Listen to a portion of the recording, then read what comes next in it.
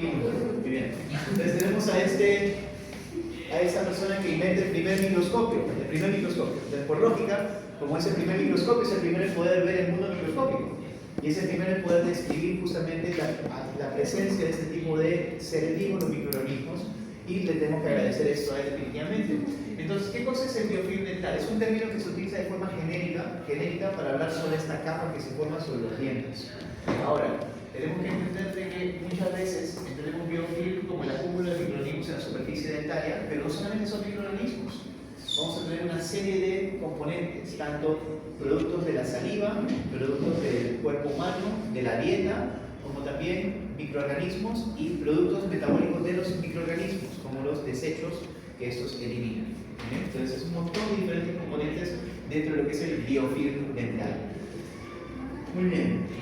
Williams, en 1897, fue el primero en relacionar lo que eran microorganismos con la caries dental. Él evaluó una pieza dental que tenía una caries dental incipiente, ¿correcto? Y fue el primero en describir que había ciertos tipos de microorganismos alrededor y dentro de esta lesión cariosa incipiente, muy bien, inicial, dentro del esmalte. Y esto fue algo que compartió a través de una sociedad académica que se conocía como el New York Dental Society. Era una asociación de odontólogos en Nueva York, que fue la primera vez que se describe una relación entre microorganismos con caries dental. Muy bien. En 1886 a 1898 teníamos a este caballero que se llamaba Black. ¿Alguna vez han escuchado de Black? Lo vamos a escuchar varias veces cuando hagan operatoria dental, en restaurador, en clínica, porque tenemos la clasificación de Black. Clase 1, clase 2, clase 3, clase 4, clase 5. Cuando hablamos del tipo de caries o de región cavitaria, son clasificaciones de Black. Otra contribución de este caballero, que es muy importante, es que fue el primero en usar el término placa dental, pero no definió qué era la placa dental, simplemente utilizó el término, entonces le da el crédito de haber sido el primero en utilizarlo, pero nunca lo definió como tal. ¿Qué significaba para él la placa dental? Simplemente la describía dentro de lo que eran sus aportes científicos. Entonces, vamos por partes. Primero hablemos de la película adquirida. Lo primero que tenemos que quitarnos de la cabeza es que biofilm no es lo mismo que película adquirida. Muy bien. Biofilm dental no es lo mismo que la película adquirida y a veces lo usamos de forma intercambiable. Desde introducción, por ahí hice una diapositiva que decía biofilm dental o película dental. Y no es lo mismo. ¿Por qué? Porque la película adquirida, vamos a aprender justamente qué cosa es, viene a ser una capa acelular. ¿Qué quiere decir que es acelular, jóvenes? ¿Tengo bacterias dentro de esta capa? No, las bacterias son células, por ende, aquí todavía no tengo bacterias, no tengo un biofilm, propiamente dicho. ¿Qué cosa es la película adquirida? Podemos leer aquí la definición, es una capa amorfa celular cargada negativamente que se deposita sobre la superficie dental. Muy bien, recordemos esto, que tiene una carga negativa. Es importante recordar. ¿Cuál es su composición? Tiene un montón de componentes. Por ejemplo, tiene PRPs, proteínas ricas en prolina, tiene estaterina, citatina, que son otros tipos de proteínas, fosfoproteínas, tiene estatina, que es un péptido, tiene leucina, que es una glicoproteína. Aparte de eso, tiene proteínas plasmáticas, como las inmunoglobulinas. ¿Cuáles son las inmunoglobulinas que tenemos en saliva? ¿Qué dos inmunoglobulinas están en la saliva? A y G.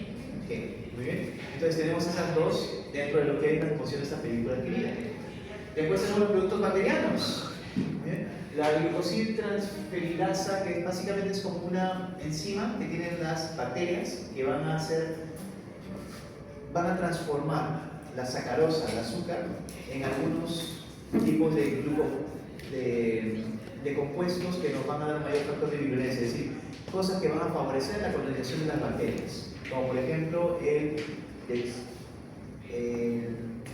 butano y el dextrano, que son dos de estos compuestos, los glucanos. Muy bien, entonces tenemos aquí la composición. Ya les he mencionado esto y ahora hablemos de la función. ¿Para qué sirve? Tiene una función muy importante. Nos va a dar una barrera física entre lo que es el medio bucal y el esmalte del diente.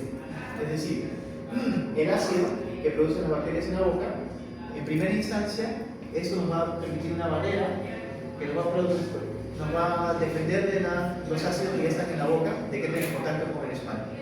¿Ok? Primera función. Segunda función, una protección contra el contacto físico, el desgaste físico, la atrición. Cuando el diente entra en contacto un diente con el diente, hay un desgaste, ¿correcto? Entonces, el hecho de que haya esta película adquirida, esta película me da cierta lubricación en la zona y ayuda a evitar el desgaste por atrición. Y finalmente, la función que tiene, que no es algo positivo necesariamente, pero es una función porque sirve para esto, es que va a ser un punto de acople para que puedan unirse los microorganismos a la pieza dental.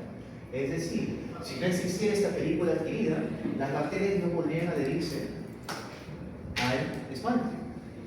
Muy bien, entonces, a pesar de que tiene fines positivos para la salud, también tiene una finalidad, una función que podría considerarse negativa, ¿no? Porque justamente facilita o permite la colonización bacteriana primaria. Entonces, ¿cuál es la definición? Si les pregunto en el examen, en tus propias palabras, dime qué es la película adquirida. Entendemos que es el primer estadio, la primera fase. ¿Para qué? Para que se forme el biofilm dental. Es el precursor del biofilm dental. Es decir, yo no puedo tener biofilm sin la película adquirida. Entonces, jóvenes, pregunta de examen, ¿verdadero o falso? ¿El biofilm es lo mismo que decir la película adquirida? No, no son la misma cosa. Entonces, por favor, recordemos eso, es muy importante. Ahora, ¿cuáles son algunas de las definiciones relacionadas a su función? Sabemos que tiene una función de protección del esmalte de la superficie. Es probable que la película ofrezca cierta protección contra ácidos de origen bacteriano y relativa resistencia a los abrasivos, que se han mencionado en su momento, ¿verdad? ¿Qué abrasivos? La fricción entre dientes. ¿Qué otros abrasivos podrían existir en la boca, aparte de contacto diente con diente? Por ejemplo, el cepillado dental. Al cepillar, técnicamente estoy removiendo el biofilm, pero la biopelícula me protege un poquito hacia lo que es la abrasión, dando por las cerdas del cepillo que no sean duras o el abrasivo que contenga la pasta dental. ¿Qué más? Influencia en la adherencia de microorganismos bucales. ¿Cómo funciona? En el caso de la adherencia de algunos microorganismos, aumenta, en otros disminuye, dependiendo de la composición de la película y el tipo de microorganismos. ¿Por qué? Porque esta película adquirida va a tener una carga, digamos, ¿de qué tipo? Carga, negativa. Por ende, va a favorecer que se unan. ¿Cómo funcionaban las cargas eléctricas en química? ¿Recuerdan? Negativo con negativo se unen, se repelan. Positivo con positivo se repelan. Entonces, al tener una capa que ahora es negativa, ¿qué tipo de bacterias se van a poder adherir? Las gram positivas. Por ejemplo, las de la familia Mutans, Streptococcus mutans, Oralis, Mitis, etc. Entonces, tenemos aquí que va a favorecer la adherencia de ciertos microorganismos, los gram positivos anaerobios en particular. Perdón, aerobios. ¿Recuerdan la diferencia entre aerobios y anaerobios? ¿Sí? Aerobios, ¿les gusta o no les gusta el oxígeno? Les gusta, pueden sobrevivir en oxígeno. Anaerobios, el oxígeno es tóxico. Entonces hay anaerobios facultativos y estrictos. Hay algunos que pueden sobrevivir con un poquito de oxígeno en contacto y algunos que no pueden tolerarlo para nada. Entonces vamos a ver que diferentes tipos de bacterias o microorganismos son los que van a ir colonizando al biofilm mientras este va madurando y pasa de lo que es un biofilm en colonia primaria o pionera a lo que es un biofilm maduro, ¿no? Que está en etapa de clínica. Muy bien, ¿qué más? Van a haber sustratos en este biofilm para los microorganismos absorbidos. Entonces, ¿a qué me refiero? ¿Qué es un sustrato? ¿Qué es un sustrato? Si hablo de sustratos en la boca, ¿han escuchado la palabra sustrato, correcto? ¿Qué es sustrato? Alimento para algo. Sustrato para las bacterias. ¿Cuál es el sustrato que más le gusta a las bacterias? El azúcar. Carbohidratos fermentables, especialmente la sacarosa. ¿Verdad? El azúcar blanco. Muy bien. Entonces, va a haber dentro de esta película también va a haber ciertas moléculas de glucosa, van a haber algunos tipos de sustratos que van a poder aprovechar las bacterias. Y finalmente, dentro de esta película adquirida, tengo un reservorio de iones protectores, incluyendo flúor y otros iones importantes. Por ejemplo, ¿qué iones tendré ahí? Cloro. ¿Cuál es la composición principal del esmalte? Cristales de hidroxiapatita. ¿De qué está compuesta la hidroxiapatita? Calcio y fosfato. Muy bien. Entonces hay un reservorio de flúor, calcio y fosfato en esta capa. Muy bien. Aquí tenemos una pequeña tabla para entender mejor la fuente de este componente de la película adquirida, es decir, de dónde viene. Estos son todos componentes que encontramos en la película adquirida. ¿Estamos claros? Sí. Esto lo encontramos en la película en diferentes proporciones, pero todos están presentes. La fuente, ¿de dónde viene? La carga, sabemos si es negativa, positiva, que tiene que ver con temas de adhesión, ¿correcto? De unión entre células y entre diferentes tipos de tejidos o estructuras. Y finalmente las posibles interacciones que habría entre estas y las bacterias. Primero vemos lo que son las glicoproteínas fosfatadas. Aquí tenemos, por ejemplo, la fuente, la saliva de las glándulas sublinguales submaxilares, principalmente carga negativa y interacción con calcio como elemento de unión. Es decir, estas glicoproteínas fosfatadas van a interactuar con el calcio para poder unirse estas glicoproteínas ¿a qué? Al esmalte. ¿Verdad? El esmalte tenía calcio o no tenía calcio. Entonces, esos iones de calcio que se van a formar en la periferia del esmalte van a ser puntos de unión para que se puedan unir estas glicoproteínas fosfatadas. Y a su vez, esas glicoproteínas van a ser un punto de anclaje para que venga y se pueda unir algunos tipos de bacterias. Muy bien. Después tenemos la amilasa, fuente, las mismas glándulas, carga neutra, y esas interactúan con los polisacáridos extracelulares. ¿Alguien sabe qué es un polisacárido extracelular? Sabemos que son polisacáridos, ¿correcto? ¿Estamos hablando de qué? ¿De qué macronutriente? ¿De qué grupo? Sacáridos. Polisacáridos, disacáridos, monosacáridos, carbohidratos, hidratos de carbono, carbohidratos. Entonces, esta amilasa, si recuerdan la amilasa salival, era una enzima, ¿verdad?, que iba a trabajar ¿para qué? Para poder ayudarnos con la digestión de carbohidratos. En el caso de polisacáridos, va a degradar los polisacáridos, ¿verdad? En el caso de nuestro interés, lo va a llevar a disacáridos y después a monosacáridos. En la boca realmente empieza la digestión recién, pero no llega a ser una estructura muy simple. Recién los polisacáridos llegan a ser monosacáridos a nivel del intestino delgado, cuando hay una acción de la amilasa pancreática. Muy bien, después tenemos la lisosima. Lisosimas eran, ¿qué eran las lisosimas? Es un tipo de enzima que nos ayuda en qué? Lising de las bacterias, la pared celular. Esas nos van a ayudar con una defensa. Las lisosimas pueden romper la pared celular de las bacterias, por ejemplo. Las fuentes están en la saliva, pero más fuertemente positivas, y estas pueden unirse a la pared celular de las bacterias gram positivas, específicamente a bacterias como el Streptococcus mutans, ¿correcto? Después tenemos las inmunoglobulinas que mencionamos, ¿verdad? La A y la G, que son las que vamos a encontrar en la saliva o en el suero gingival. Recordemos que tanto la saliva como el suero gingival van a tener inmunoglobulinas. ¿Dónde aparece mi suero gingival? El suero gingival tiene otro nombre, tal vez conocen este suero por otro nombre. ¿Cómo se le conoce al suero gingival? Es un exudado que sale de la encía. ¿En qué parte de la encía? ¿Ustedes están llevando perio? ¿No? ¿Van a llevar el próximo ciclo? Ah, genial. Bueno, entonces les voy a introducir este concepto. Si comprenden de que el diente está unido al hueso a través de ¿quién? Ligamento periodontal, ¿correcto? La encía está adherida al diente en algún lugar. La encía está adherida al diente. ¿A qué está adherida la encía? Al hueso. Por ende, cuando ustedes usan la sonda periodontal y hacen un sondaje con una sonda para ver hasta dónde entra, que lo natural es que entre medio milímetro hasta 3 milímetros como máximo la sondita, ese espacio lo que me está delimitando es un surco gingival, el surco gingival. Y yo al fondo de este surco, ¿qué cosa estoy sintiendo con mi sonda?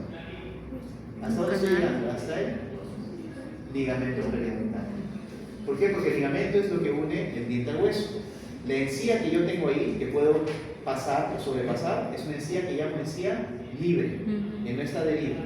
Entonces, al fondo de este surco tengo el ligamento periodontal y el ligamento me va a dar un exudado, es decir, va a producir un suero que sale del ligamento hacia el fondo del surco. Se conoce como líquido crevicular o suero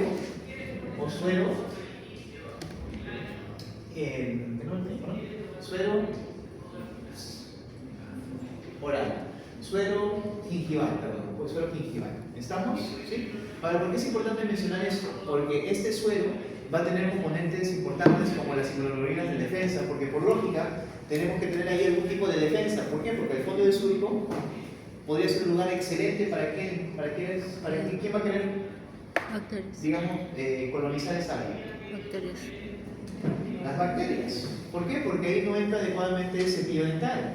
Cuando hago autoclisis, paso mi lengua no entra dentro de ese espacio. Cuando, por ejemplo, trato de higienizar con mi saliva, que la misma saliva tiene un efecto de defensa, la saliva no va a entrar tan dentro de ese espacio, porque es un espacio que está relativamente cerrado.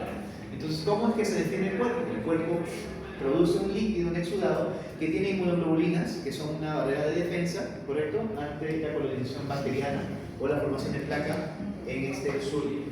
¿Y por qué les menciono todo esto, jóvenes? Porque es importante también relacionar esto con, por ejemplo, la enfermedad periodontal. Algunos de ustedes ya deben haber escuchado antes que la diabetes está relacionada con la periodontitis, con la enfermedad periodontal, ¿correcto? La respuesta de cuál es la relación directa de por qué las personas con diabetes tienen más prevalencia o posibilidades de desarrollar diabetes, ¿cuál es? Este líquido crevicular va a contener, en una persona diabética, ¿qué cosa contendrá? Azúcar, glucosa. Entonces, así como tengo más glucosa en sangre si soy diabético, el suero viene de la sangre. Entonces, al final también voy a tener una composición de glucosa dentro de mi líquido crevicular, entonces es como tener un caldo de cultivo en el fondo del suero. ¿Bien? Entonces, el biofilm dental, finalmente entiendo de que está compuesto por una serie de diferentes personajes, tanto orgánicos como inorgánicos. Vamos a tener componentes celulares como acelulares. En el caso del biofilm, entendemos que va a ser colonizado por bacterias, pero las bacterias no son la mayoría del biofilm. La mayoría del biofilm va a ser el glucocálix, o lo que llamamos la estructura mineralizada. ¿Verdad? El componente inorgánico, la porción inorgánica de lo que es el biofilm. ¿Cuánto? Tenemos una proporción de un cariño a este salón. En realidad todo el mundo me está haciendo bullying desde ya para semana. No sé qué onda con el Wi-Fi. ¿Les pasa a ustedes en sus computadoras que el Wi-Fi aquí no da medio raro? Sí. Pues no me explico cómo es que teniendo el Wi-Fi aquí no se proyecte lo que yo veo acá y va a ser un lag medio extraño. Le veo el mouse y se ve, pero la imagen sale alterada. Vamos a poner. Muy bien. Entonces, nuevamente, si yo tengo el biofilm y ya se ha consolidado, biofilm dental, entiendo de que la mayor parte del biofilm va a ser compuesta por la matriz auricocálix. La matriz viene a ser la parte inorgánica, ¿correcto?, de lo que es el biofilm.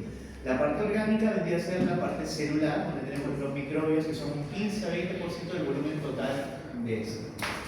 Existen también otro tipo de células y componentes del biofilm que ya mencionamos: células epiteliales descamadas, leucocitos, enzimas, sales minerales, microproteínas salivales, proteínas, péptidos, pigmentos y restos alimenticios. Todo esto vamos a encontrar dentro del biofilm. Les pregunto en el examen, mencionan 5 componentes del biofilm, ahí tienen más de 5, ¿correcto? De hecho, hay muchísimos más si mencionamos lo que hemos dicho desde la primera diapositiva, que mencionamos la película adquirida. La película adquirida es parte de lo que es el biofilm. Recuerden que cada uno tiene su composición. Lo primero que les mostré era componentes de la película adquirida, ¿correcto? Ahora estamos viendo componentes de biofilm, que incluye algunas de las cosas que vimos en la película adquirida, pero hemos sumado muchos más componentes adicionales. Particularmente, ¿qué nos importa? El componente celular, ¿correcto? El componente celular. Recuerden que la película adquirida era acelular. Muy bien, y aquí tenemos una tinción utilizando un sistema de pigmentos o pastillas reveladoras de placa dental, como por ejemplo el ditonos o estas pastillas que uno mastica, que son masticables, y lo que van a hacer es que van a pigmentar donde tengo biofilm acumulado. ¿Para qué puedo utilizar estas pastillas? ¿De qué me sirvieron? Para ver la cantidad de sales. Para el diagnóstico, para saber cómo está el índice de higiene oral de la persona, es decir, cómo está cepillándose, si está cepillando bien o no, porque la lógica diría, si la persona tiene una adecuada higiene bucal, ¿debería estar así? No. Si yo me cepillé en la mañana y me hago esta prueba al mediodía, mi boca no va a estar así. Pero si no me cepillaba en la mañana, no me cepillé la noche anterior, lo más probable es que termine funcionando de esta forma. ¿Me puedo entender? Esa es una utilidad de lo que es el revelador de placa dental. ¿Cuál sería otra utilidad? Piensen un poquito. ¿Me podría servir como parte de prevención y promoción de salud? Por ejemplo, si quiero saber si un niño se está cepillando bien los dientes, ¿qué podría hacer? ¿Le hago que use este revelador que mastique antes o después de que se cepille? Después de cepillar. Además, con adultos. Con adultos como ustedes o pacientes me gusta hacer esa prueba. Le digo, cepíllate como te cepillas en casa. Al paciente apenas llega. Mejor le pido que traiga su cepillo a la cita. Trae su cepillo, a veces tengo para regalar, si me siento buena onda, le regalo un cepillo. Normalmente no lo hago porque es un costo adicional y normalmente a no ser que sean niños de escasos recursos, nunca regalo cepillos. Por más que me regalen las empresas, a los odontólogos regalan, no, yo siempre lo guardo para campañas. Entonces, el paciente viene con el cepillo dental, le digo, cepíllate como en casa. Después de cepillarse, hago que mastique la pastilla. ¿Qué estoy aprendiendo después de eso? Si tenemos una adecuada técnica de cepillado. Si está bien la técnica de cepillado, la lógica sería que no debería pintar casi nada, ¿verdad? Pero si pinta es porque tenemos deficiencia en alguna parte de la boca. Normalmente las personas tenemos hábitos como el cepillado y no pensamos cuando nos cepillamos, y es como costumbre, siempre lo cepillamos de la misma forma. Y por ahí, si tenemos un lugar donde tenemos una deficiencia, va a ser algo reiterativo en el tiempo y probablemente va a ser donde vamos a empezar con problemas bucales dentales. Muy bien. Aquí les presento una imagen representativa de cómo se da esta adherencia e interacción dentro de lo que es el diente, el esmalte. Aquí vemos quiénes son estos PO4-3. El ion fosfato, muy bien, el ion fosfato, y el CA+2, fíjense, el ion calcio. Entonces, estos dos se van a formar a nivel de la superficie del esmalte para anular la carga negativa neta que tiene el esmalte. Es decir, el esmalte en sí tiene una carga negativa neta, ¿correcto? Para poder anular esa carga negativa, los iones de calcio se van a alinear en la superficie del esmalte. Por ende, se neutraliza la carga negativa. Muy bien. ¿Por qué será esto importante? Porque recuerden, la película adquirida, ¿qué carga tenía? Negativa. Es decir, si hubiera mantenido una carga negativa en el esmalte, ¿se podría unir la película? No. Entonces, para que se pueda unir la saliva, en esa película, que principalmente es saliva, ¿correcto? Tendría que agregarse esta pérdida de la carga negativa en el esmalte. Y por eso es que migran los iones que están en el cristal de hidroxapatita y se empiezan a acoplar y formar una capa de iones en todo lo que es la superficie del esmalte. Muy bien. Y eso va a facilitar ¿qué? Que la saliva y el resto de componentes de la película adquirida se puedan adherir a la superficie del esmalte. ¿Estamos hasta aquí? ¿Sí? Ahora, acá verán algo que dice la capa de hidratación. La capa de hidratación justamente es esta capa, esta barrera protectora, donde están acoplados el ion fosfato y calcio, justamente. Esa es la capa de hidratación. Muy bien. Después tengo lo que es la película adquirida, que ya viene a tener todos los componentes que ya mencioné, que voy encima de esta capa de hidratación. Muy bien. Y encima de la película adquirida, ¿quién se va a venir a acoplar? Dos microorganismos. Muy bien, los microorganismos, que ya vemos aquí lo que sería el biofilm dental, una vez que ellos ya están participando y uniéndose a esta película adquirida. ¿Estamos? ¿Sí? Muy bien. Aquí tienen lo que va a venir en el examen parcial, que tienen que memorizarse de la siguiente. La interacción de cada una de las bacterias también. Pero sí tienen que saber algunos de esos básicos representativos, de cuál es la organización pionera, intermedia, clímax, ¿no? Porque van a ver que son diferentes tipos de bacterias y van a tener una secuencia lógica. ¿Qué cosa representa este gráfico? Representa de que para que se forme una estructura de un biofilm cariogénico maduro, tiene que haber una secuencia de diferentes tipos de colonización. Es decir, las bacterias que son las más dañinas, las más cariogénicas, las aeróbicas estrictas, las anaeróbicas estrictas, no pueden adherirse directamente al esmalte. Tienen que adherirse ya una vez que tienen diferentes tipos de microorganismos ya presentes que van a facilitar que esas se puedan agregar. Entonces tenemos como bacterias de colonización primaria o pioneras, por ejemplo, la familia de los Streptococcus, el Oralis, el Mutans, el Mitis, van a ser aquellos que vemos aquí, el Sanctis, que se van a unir al esmalte dental. Esos Streptococcus, ¿qué características tienen? Son gram Positivos. ¿verdad? Más positivos, entonces se pueden adherir. Eso es el poco para formar una primera capa de biofilm, ¿verdad? Que todavía no se ha mineralizado, pero se empieza a mineralizar, se empieza a formar esa matriz, ese glucocálix que le mencionábamos. Entonces, como se empieza a formar una matriz, ¿qué quiere decir? Que ahora tengo espacios que no están expuestos al medio externo, es decir, al oxígeno. Por ende, ¿qué tipo de bacterias pueden empezar a unirse? Las anaeróbicas facultativas, ¿verdad? Las bacterias que son más cariogénicas, como por ejemplo por ahí la Plebotella intermedia, ¿no? Ahí está la Plebotella, ¿no? Actinomyces, Plebotella intermedia por acá, muy bien. Y de ahí ya tengo las que son más dañinas, cuando ya se mineralizó más todavía la estructura, ya tengo espacios donde no llega el oxígeno, que son profundos, y ya vienen las anaeróbicas estrictas, que son más dañinas porque son más cariogénicas, producen más ácidos, etc. Entonces, van a ver que hay una secuencia en cómo van colonizando el biofilm las bacterias. ¿Muy bien? ¿Tienen que saberse todas? No. ¿Tienen que saber algunos de los representantes más emblemáticos de cada tipo de colonización? Sí. Y ahora vamos a ver las etapas de la formación del biofilm y cuáles son las bacterias más características para cada una de estas. Pero antes de esto, hablemos sobre lo que es la sacarosa. Entendemos que todos los carbohidratos fermentables son aquellos que van a ser aprovechados por las bacterias, pero tenemos diferentes tipos de carbohidratos. Por ejemplo, tenemos la sacarosa. La sacarosa se va a dividir en ¿qué? En una glucosa. ¿Están grabando? Sí. ¿Alguien revisa las grabaciones cuando graban? Sí. Yo tengo 20.000 grabaciones en mi especie dinosaurio del año 2000. Creo que nunca he revisado una grabación. Me da cierta tranquilidad mental. No tengo la clase de profe completita y la ponen en play cuando se van a dormir, que por difusión pasiva piensan que se van a acordar. Pero bueno, entonces estamos en microbios y ¿qué estamos viendo aquí? Tenemos que las bacterias van a tener ciertas enzimas. Las bacterias van a tener unas enzimas que van a ser, por ejemplo, la glucosidtransferasa, la GTF, o la fructosidtransferasa.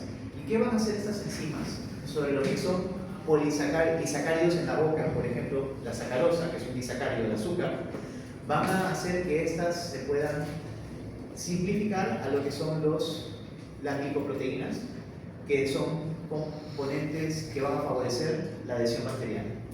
Entonces, las bacterias van a hacer síntesis de ciertos productos que van a ayudar a que más bacterias puedan acoplarse, es decir, para que vayan madurando lo que es el biofilm alimentario.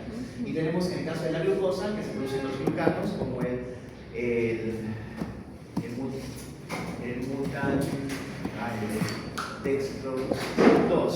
dos butanos. Lo mencioné hace un minuto. ¿Alguien se acuerda de los dos butanos? Hay dos butanos principalmente. Si no me equivoco, es glucanos son butanos y dextrobutanos, si no me equivoco. Son dos principalmente. Están en las diapositivas, lo van a ver, pero para que lo recuerden, porque glucanos es un grupo. Los dos que tenemos particularmente en la boca, que son de importancia en lo que es el biofilm, son los dos que les acabo de mencionar. Y en el caso de la fructosa, esta puede ser degradada por las bacterias a través de la fructosidtransferasa, que va a llevarlo hacia los glutanos o lévanos. Muy bien, y nuevamente, ¿esto qué es? Son glicoproteínas que van a estar en la boca, que van a facilitar ¿qué cosa? Que puedan unirse más microorganismos, y estas caídas en el pH que generan los microorganismos van a facilitar que justamente puedan sobrevivir en ambientes más y más ácidos.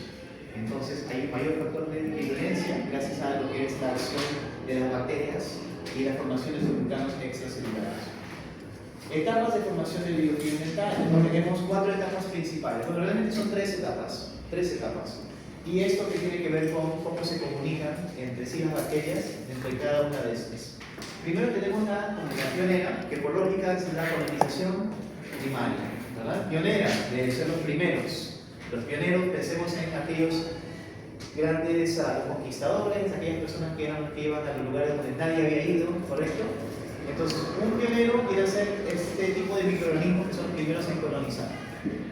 Después tenemos la comunidad intermedia, por lógica es cuando esto ya ha avanzado hacia una formación de una matriz que se está empezando a mineralizar.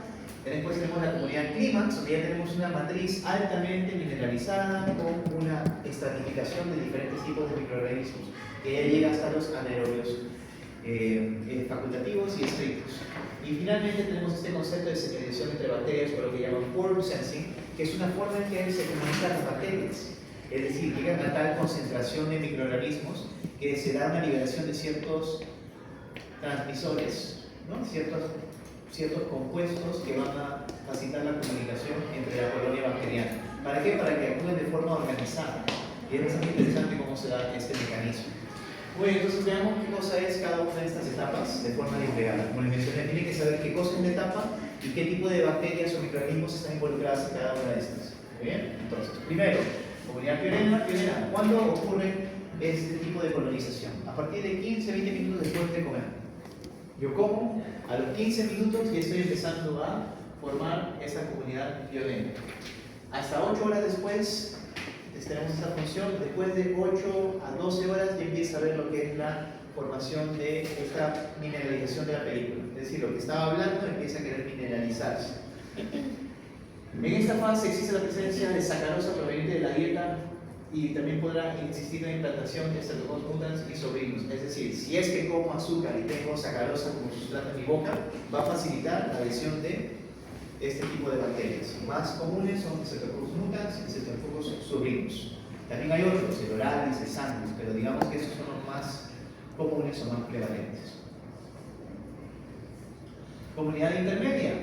En este caso ya se han multiplicado el tipo de microorganismos, ya tenemos más tipos de bacterias. Está la Prebotella intermedia, por ejemplo, tenemos una microbiota mucho más compleja.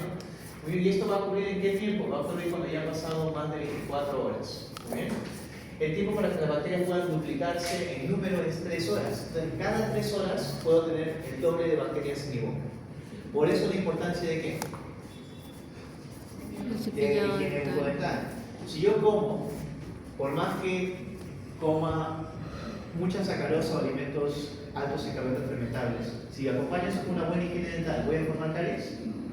No, porque recuerden que la caries dental depende de dos cosas. ¿De qué dependía?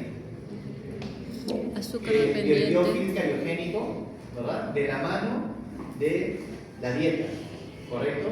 Si como, pero no tengo biofilm cariogénico, no hago caries. Si tengo biofilm cariogénico, pero no como dulces, tampoco voy a hacer caries. Entonces, si se combinan los dos, casi seguro que voy a desarrollar la enfermedad. Muy bien.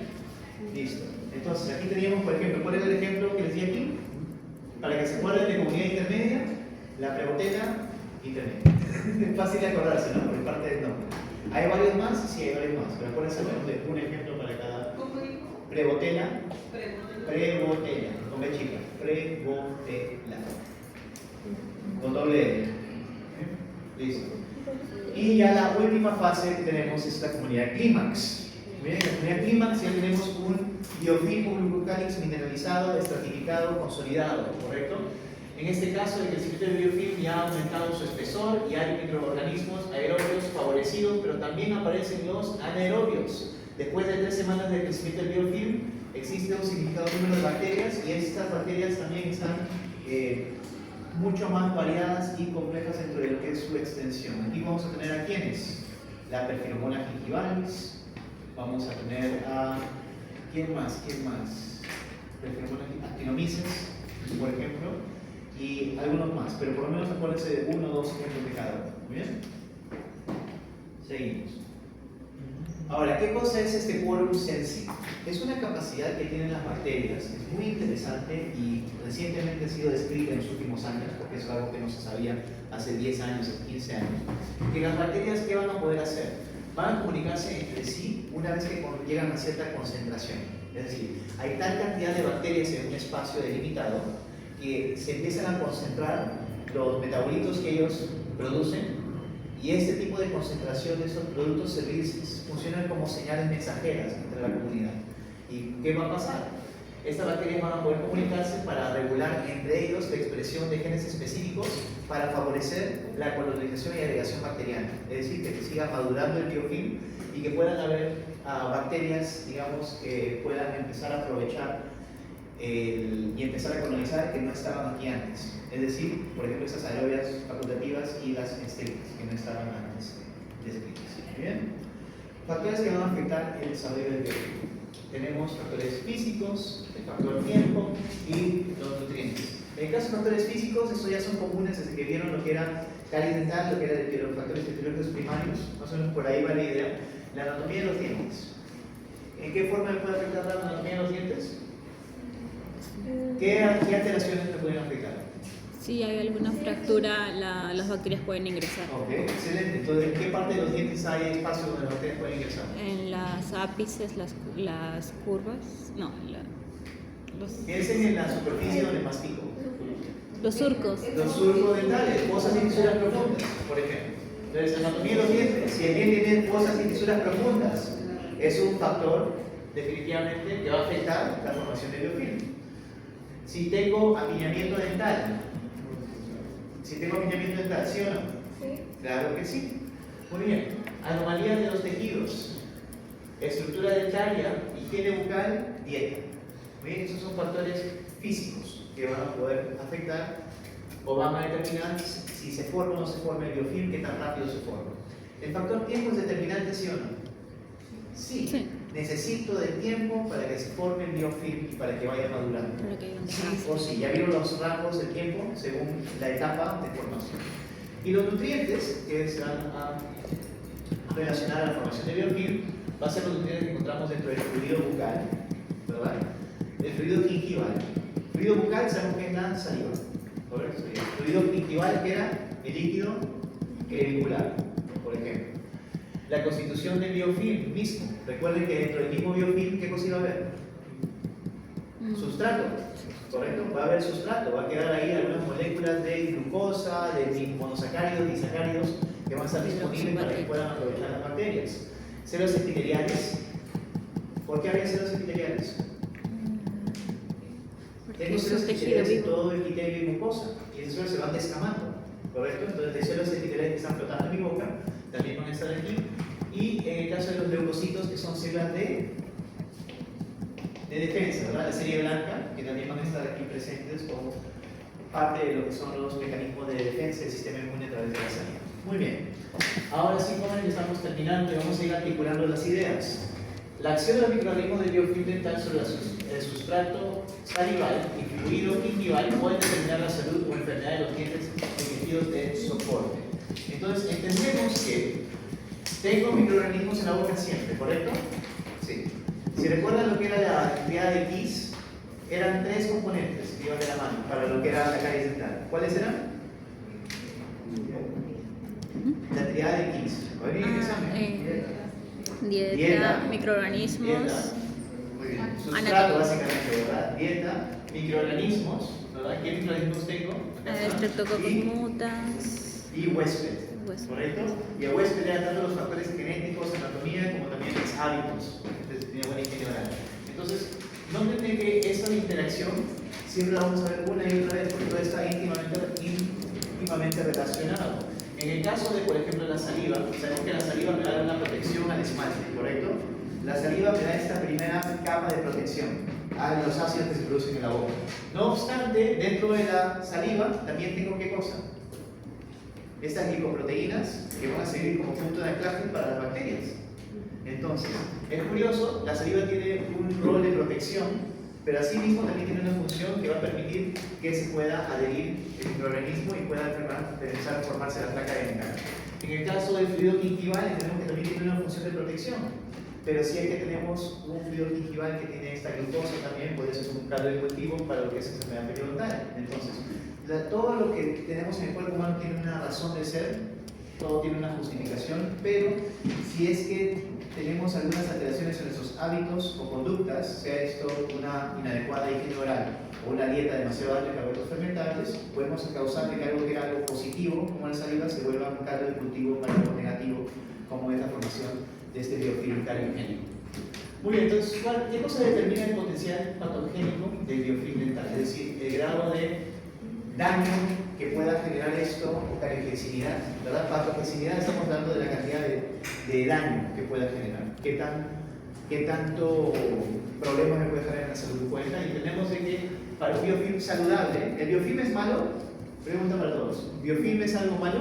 No. No, el biofilm es algo natural, que debe estar en la boca de todos. Pero si recuerdan en la clase de caries, hay un biofilm que es sano y hay un biofilm que es cariogénico. Cuando el pH está muy alto. Cuando ya tenemos estas colonizaciones de bacterias que están estratificadas, definitivamente el biofilm es cariogénico. Mientras más maduro es, entre la etapa intermedia hasta la etapa de clímax, obviamente el grado de cariogenicidad va a ser mucho mayor a que si estuviera en la etapa pionera, por ejemplo. Y si tengo un biofilm que no se ha formado aún, solamente tengo la película adquirida porque tengo una buena higiene oral, entonces estoy yendo más hacia un biofilm saludable. Porque ya sé que después de 15 minutos de haber comido, se está empezando a formar este biofilm, ¿correcto? Muy bien. Entonces, ¿qué factores van a ser determinantes? Para un biofilm cariogénico, pregunta de examen, voy a preguntar qué cosas pueden condicionar el potencial patogénico del biofilm cariogénico. Baja tasa de flujo salival, ¿verdad? Baja mi tasa de flujo salival. Dieta. ¿Qué más? Reducción en la cantidad de bicarbonato que tiene mi saliva o la capacidad tampón, ¿correcto? Alta ingesta de carbohidratos fermentables y en general ineficiente. Lo contrario me da un biofilm saludable. Entonces acuérdense de qué es lo que me va a dar un biofilm cariogénico, que eso sí o sí viene en el examen, por deducción lógica van a saber qué cosa es lo que constituye un biofilm saludable. Muy bien, y ya estamos terminando, jóvenes, con la información, pero es importante que lo entiendan porque esto es básico y esto va a entrar en el parcial sí o sí. Tenemos el potencial patogénico del biofilm dental según digamos, a ver, conclusiones. Eso ya es un resumen de todo lo que hemos visto ahí. A ver, primero, ¿me ayudan leyendo? Porque ya me cansé de hablar. Lee primero, por favor.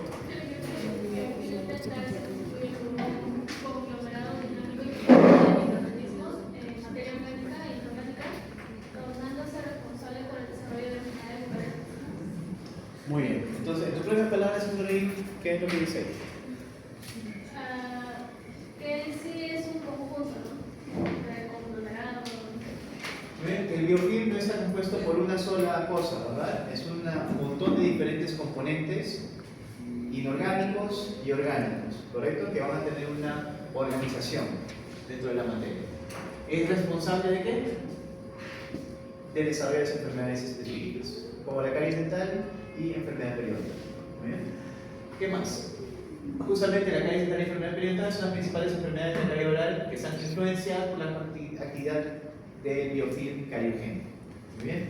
Y finalmente, los microorganismos pueden producir ácidos, ácido fórmico, acético, glútico, láctico y sulfrídico a partir del metabolismo de azúcares que provocan la mineralización del diente, algo que ya sabemos muy claro, ¿verdad, jóvenes? Entonces, si les preguntara por ahí qué tipo de ácido producen las bacterias, cada tipo de bacteria tiene un metabolismo diferente, no tienen que saberse de esta bacteria tal tipo de ácido, pero recuerden que no solamente es ácido láctico, es el que primero asociamos, pero tenemos diferentes tipos de ácidos que van a ser producto del metabolismo de diferentes tipos de monosacáridos y diferentes tipos de microorganismos. ¿Listo? Muy bien, jóvenes. Ahora sí, ya para terminar, lo último. Recordemos que el factor de virulencia va a ser mayor cuando tenemos la acción de estas bacterias en boca por un tiempo prolongado. Es decir, mientras más tiempo pasa con este biofilm y va madurando, aumenta el factor de virulencia. ¿Por qué? Porque vamos a tener más tiempo para que haya, primero, si consumo azúcar, va a haber una continua caída del pH salival y ese se va a mantener acídico.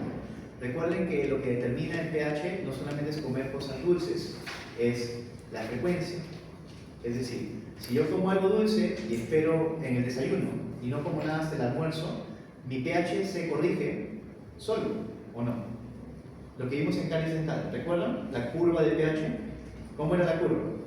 La curva es como y a los 10-15 minutos empieza a bajar el pH por la acción de las bacterias. Cada 3 horas las bacterias se duplican, entonces de las bacterias que tenían al inicio, si tienen bastante sustrato, a las 3 horas se han duplicado y por ende el pH empieza a bajar más rápidamente y hay un momento en el que la saliva y nuestra lengua, nuestras defensas van a ayudar a controlar esa reducción del pH. ¿Cómo? ¿Cómo controlan eso? En la saliva está el bicarbonato, ¿verdad? Empieza a amortiguar, a captar esos hidrogeniones, ¿correcto? Y empieza a restablecerse el pH. Muy bien. Pero si yo como algo otra vez, no voy a permitir que se dé esa remineralización, ese retorno al pH, y se va a mantener acídico de forma constante. Si tengo el pH constantemente acídico por debajo del pH crítico de 5.5, se genera la caries dental o cavitación. Muy bien. Entonces, las continuas caídas de pH van a causar ¿qué? que los microorganismos capaces de sobrevivir en ambientes más ácidos puedan sobrevivir y propagarse. Entonces, les encanta el medio ácido, entonces van a no solamente vivir, van a multiplicarse de forma exponencial. Y estos microorganismos, como el mutans, van a tener estas GTX o la glicosiltransferasa. ¿Y qué cosa iba a hacer esta glicosiltransferasa? Va a ayudar a que puedan los microorganismos sintetizar ¿qué cosa? ¿Qué cosa sintetizaban? Los microorganismos, las bacterias. Aparte a partir de las azúcares en la boca, las bacterias no solamente van a comerse el azúcar para hacer su metabolismo, van a liberar enzimas como esta, que es una enzima, la glicosiltransferasa, que va a hacer ¿qué cosa? A partir del azúcar que ya está en la boca flotando, van a sintetizar los, ¿cómo se llaman? Mutanos. ¿Verdad? Los mutanos. Muy bien. Ahí vamos. ¿Y por qué eran malos estos? ¿Por qué eran malos? ¿Recordamos?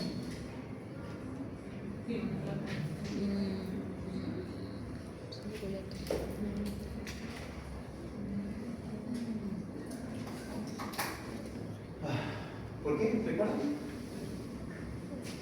¿Nadie? Los glucanos, ¿se recuerdan? Los glucanos eran los que se iban a formar aquí y eran dos. Eran los mutanos y los dextranos.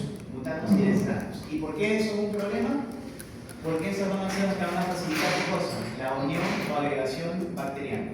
Es decir, van a hacer que más fácilmente se puedan adherir mutanos y dextranos. Dextra, como dexteridex, D-E-X-T-R-A-N-O-S, dextranos y mutanos, que son dos ejemplos de glucanos, que son los productos que produce el ser humano, no, que van a ser parte de lo que van a hacer las bacterias para poder facilitar su colonización. Estas bacterias van a liberar unas enzimas, estas enzimas van a actuar sobre los disacáridos o monosacáridos que están en la boca, en la saliva, y van a hacer que se transformen en estos glucanos que les mencioné. Y los glucanos son glucoproteínas o glicoproteínas que van a facilitar la adhesión bacteriana. ¿Ok? ¿Estamos? Genial. Muy bien. Muy bien. Entonces creo que eso es más o menos lo que acabamos de ver. En resumen, lo mismo que les acabo de mencionar. Polisacáridos intracelulares dentro de la célula reservan energía y los glucanos que les acabo de mencionar serían los polisacáridos extracelulares. ¿Para qué van a servir? Adhesión bacteriana principalmente. Muy bien. ¿Qué más van a hacer estos? Van a formar la placa dental más porosa. Van a causar una mayor difusión de la sacarosa en la interfase del esmalte y biofilm, causando mayor caída del pH en esa interfase. Va a haber una menor transformación de iones en el biofilm gracias a estos. Y finalmente van a favorecer la adhesión de microorganismos. Y finalmente, jóvenes, de recordatorio tenemos aquí lo que eran las capas de lo que era la formación de la biopelícula. ¿Cómo se llama esta primera capa? Que es una barrera de protección iónica en el esmalte. La capa de hidratación. La capa de hidratación es la que mencionamos que solamente tiene los iones de calcio, ¿verdad? Los iones de fosfato que se alinean adentro y los de calcio hacia afuera. ¿Para qué?